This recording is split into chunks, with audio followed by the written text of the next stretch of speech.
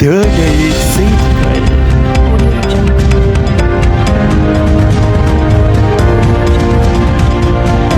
வணக்கம். நீங்கள் இணைந்திருப்பது தேடலின் பிரதான செய்தி அறிக்கையூடாக செய்திகளை தொகுத்து வழங்கும் நான் ஜெய்னப் ரியாஸ்.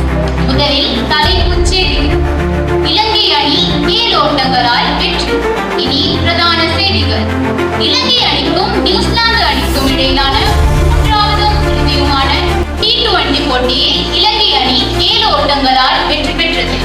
நெல்சனில் இடம்பெற்ற இந்த போட்டியில் நாணய சுழற்சியில் வெற்றி பெற்ற நியூசிலாந்து அணி முதலில் களத்தெடுப்பை தெரிவு செய்தது. இதன்படி முதலில் துடுப்படுத்தாடிய இலங்கை அணி 20 ஓவர்கள் நிறைவில் 5 விக்கெட்களை இழந்து 218 ஓட்டங்களை பெற்றது.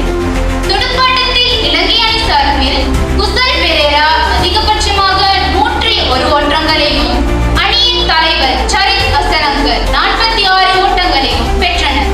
அதன்படி 219 என்ற வெற்றி இலக்கை நோக்கி பதிலுக்கு துடுப்பெடுத்தாடிய நியூசிலாந்து அணி 20 ஓவர்களில் 7 விக்கெட்களை இழந்து 211 ஓட்டங்களை மாத்திரமே.